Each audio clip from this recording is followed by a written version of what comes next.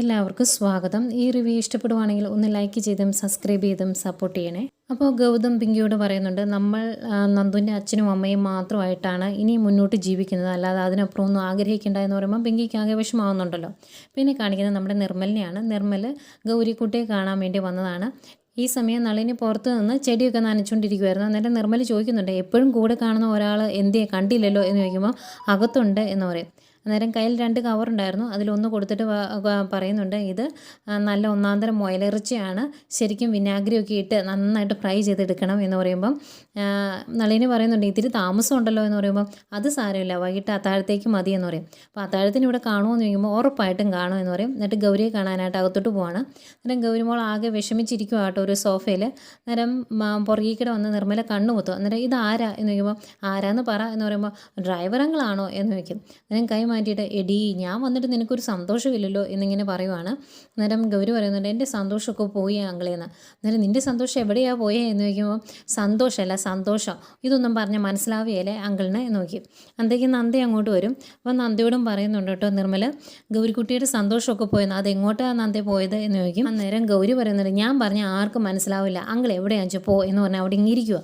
അന്നേരം ആഹാ, അത് സീരിയസ് ആയിട്ടുള്ള സങ്കടമാണല്ലോ, എന്താ നന്ദേ, ഗൗരിയുടെ മനസ്സിൽ എന്തെങ്കിലും വിഷമം തട്ടിയിട്ടുണ്ടോ എന്ന് ചോദിക്കും. അന്നേരം നന്ദ പറയുന്നുണ്ട്, അതല്ലെന്നേ, സ്പോർട്സ് മീറ്റിന് വന്ന നന്ദു എന്ന് പറഞ്ഞൊരു കുട്ടിയായിട്ട് ഭയങ്കര കൂട്ടായിരുന്നു അവൾ, ആ കുട്ടി തിരിച്ചു പോയി, അതിൻ്റെ സങ്കടമായെന്ന് പറയും.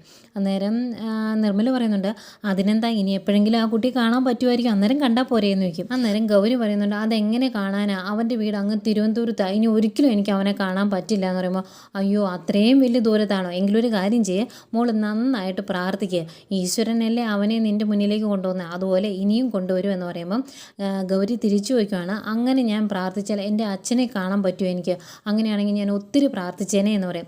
അത് കേൾക്കുമ്പോൾ നിർമ്മൽ ആകെ വിഷമാവും കേട്ടോ. അന്നേരം നിർമ്മൽ ഇങ്ങനെ നന്ദനെ നോക്കുമ്പോൾ നന്ദയ്ക്കും വിഷമാവുന്നുണ്ട്. അന്നേരം നിർമ്മൽ ഗൗരി ഒന്ന് സമാധാനിപ്പിക്കാൻ വേണ്ടി ഗൗരിയോട് പറയുവാണ്, മോള് മാത്രം പ്രാർത്ഥിച്ചാൽ പോരല്ലോ, മോളെ അച്ഛനോട് പ്രാർത്ഥിക്കണ്ടേ മോളെ കാണണമെന്ന്, എങ്കിലേ കാണുള്ളൂ എന്ന് പറയുമ്പം ഗൗരി ചോദിക്കുന്നുണ്ട്, അതെന്താ അങ്കിളെ, എൻ്റെ അച്ഛനെ എന്നെ ഇഷ്ടമല്ലേ, അതുകൊണ്ടാണോ അച്ഛൻ അങ്ങനെ പ്രാർത്ഥിക്കാത്തത്, അതുകൊണ്ടാണോ അച്ഛൻ വരാത്തത് എന്നൊക്കെ ചോദിക്കുവാണ്. അന്നേരം അങ്ങനെയൊന്നും അല്ല മോളെ, മോൾ വിഷമിക്കുകയൊന്നും വേണ്ട, ആരും മോളെ ഇഷ്ടപ്പെട്ടില്ലെങ്കിലും മോൾക്ക് അങ്കിളുണ്ട് എന്ന് പറഞ്ഞ് എടുത്ത് കെട്ടിപ്പിടിച്ച് തൊളയിലേക്ക് കിടത്തും. അന്നേരം തൊളയിൽ കിടന്ന് കരയുക കേട്ടോ ഗൗരിമോൾക്ക് ആകെ സങ്കടമാണ്. ഇത് കാണുന്നത് നന്ദയ്ക്കും ആകെ വിഷമാവുന്നുണ്ട്. പിന്നെ കാണിക്കുന്നത് ഗൗതത്തെയാണ്. ഗൗതം ഓഫീസിൽ പോകാൻ വേണ്ടി റെഡി ആയിക്കൊണ്ടിരിക്കുമ്പോൾ എന്തോ സംസാരിക്കണം എന്ന് പറഞ്ഞാൽ ലക്ഷ്മി അടുത്ത് വന്ന് നിൽക്കുവാണ്. എന്നിട്ട് മിണ്ടാതെ നിൽക്കുക. അന്നേരം ഗൗതം ചോദിക്കുന്നുണ്ട്, അമ്മ കുറച്ച് നേരം ആയാലും എൻ്റെ അടുത്ത് വന്ന് നിൽക്കുന്നത്, എന്തെങ്കിലും ചോദിക്കാനുണ്ടെങ്കിൽ ചോദിക്കുക എന്ന് പറയും. അന്നേരം ലക്ഷ്മി പറയുന്നുണ്ട്, അതെങ്ങനെ ചോദിക്കണം എങ്ങനെ പറയണം എന്ന് എനിക്കറിയില്ല, ഒരു വാക്ക് പിഴച്ചു പോയിട്ടുണ്ടെങ്കിൽ ഇത്ര നാളുള്ളത് മൊത്തം നഷ്ടപ്പെടും, അതുകൊണ്ടാണെന്ന് പറയുമ്പോൾ അമ്മയ്ക്ക് എന്ത് വേണമെങ്കിലും എന്നോട് സംസാരിക്കാമല്ലോ, പിന്നെ അമ്മ ഒന്നും പറയാതെ തന്നെ എനിക്കെല്ലാം മനസ്സിലാവും എന്നിങ്ങനെ പറയുമ്പം, അതല്ല മോനെ, ഞാൻ വേറൊരു കാര്യം പറയാനാണ് വന്നത്, നിനക്ക് ഒരു സന്തോഷമില്ല, ആ സന്തോഷം തിരിച്ചു കൊണ്ടുവരണ്ടേ, നിൻ്റെ ജീവിതം നല്ല രീതിയിൽ മുന്നോട്ട് പോകണ്ടേ എന്നൊക്കെ ചോദിക്കുവാണ്.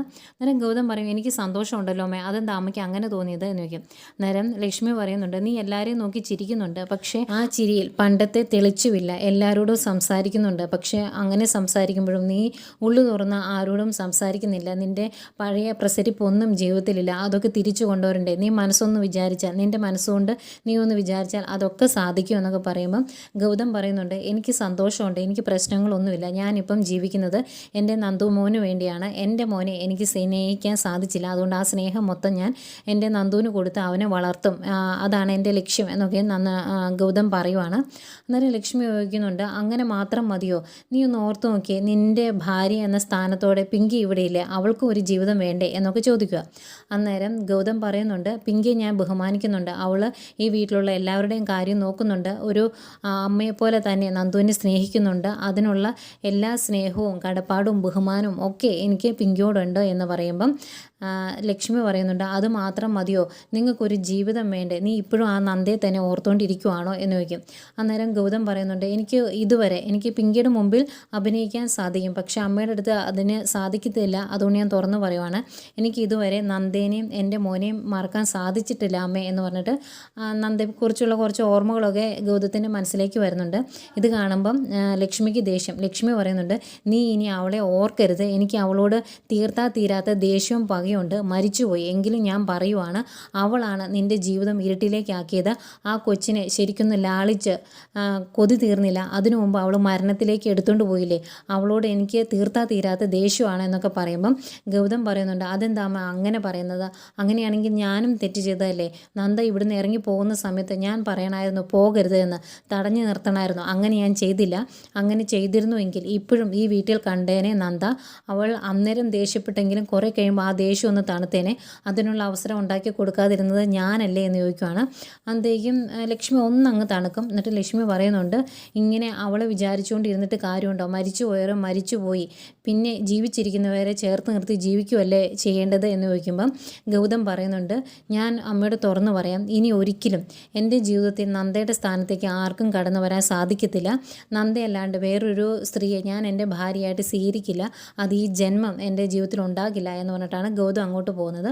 അത് ലക്ഷ്മിക്ക് ആകെ സങ്കടം കാണിക്കുന്നത് നമ്മുടെ നന്ദയാണ്. നന്ദയ്ക്ക് ആകെ വിഷമമായിട്ടോ, ഗൗരിമോള് അത്രത്തോളം അച്ഛനെ കാണാൻ ആഗ്രഹിക്കുന്നുണ്ട് എന്നറിയുമ്പം അന്നേരം നന്ദ ഗൗതത്തെക്കുറിച്ച് ഓർക്കുന്നുണ്ട്.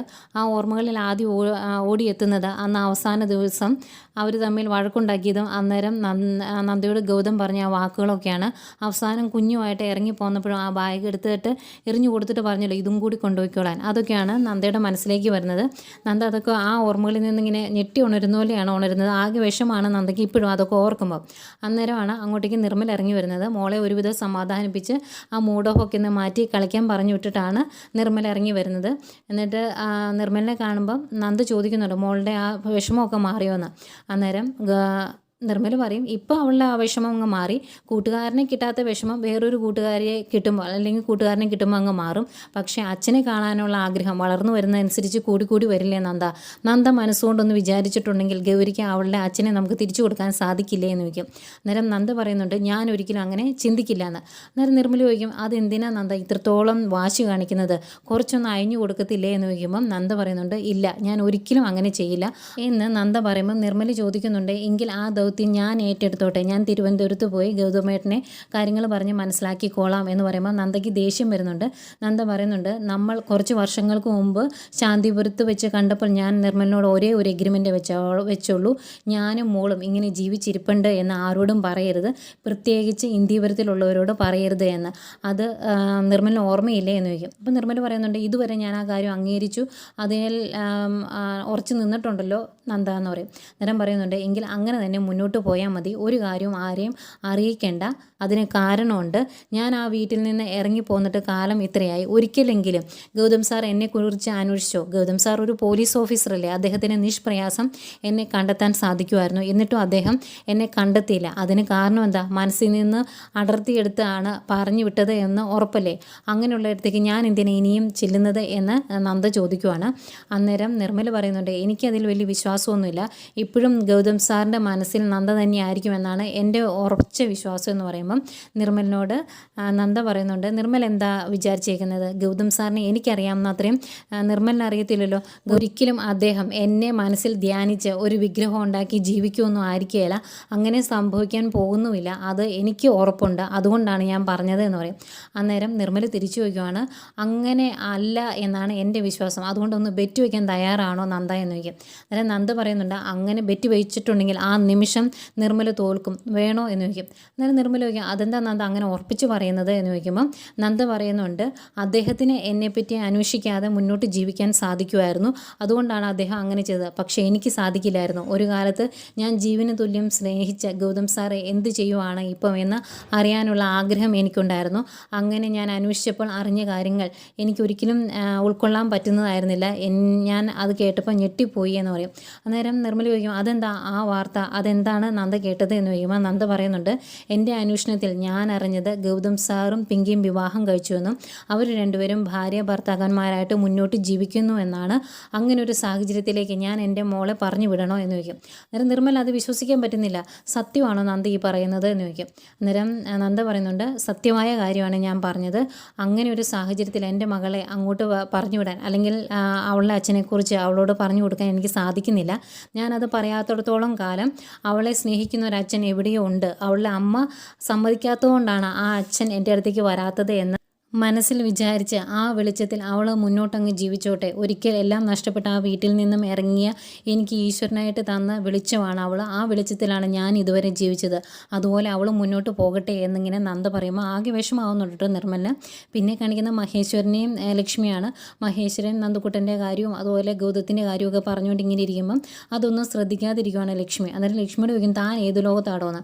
അന്നേരം അല്ല മഹേശ്വരേട്ടൻ എന്നതാണ് പറഞ്ഞതെന്ന് ചോദിക്കും. അന്നേരം നമ്മുടെ കുട്ടികളുടെ കാര്യം തന്നെയാണ് പറഞ്ഞത്, അവർക്കൊരു നല്ല ജീവിതം ഉണ്ടായില്ലേ എന്ന് ചോദിക്കുമ്പം ലക്ഷ്മി തിരിച്ചു ചോദിക്കുവാണ്, എന്ത് ജീവിതം ഉണ്ടായിന്ന്, ഇങ്ങനെ അവരങ്ങനെ ജീവിച്ചാൽ മതിയോ, അങ്ങനെ ജീവിച്ചിട്ടുണ്ടെങ്കിൽ അതൊരു ജീവിതമാവോ എന്നൊക്കെ ഇങ്ങനെ ചോദിക്കുന്ന ലക്ഷ്മിയെ കാണിച്ചുകൊണ്ടാണ് ഇന്നത്തെ എപ്പിസോഡ് അവസാനിക്കുന്നത്.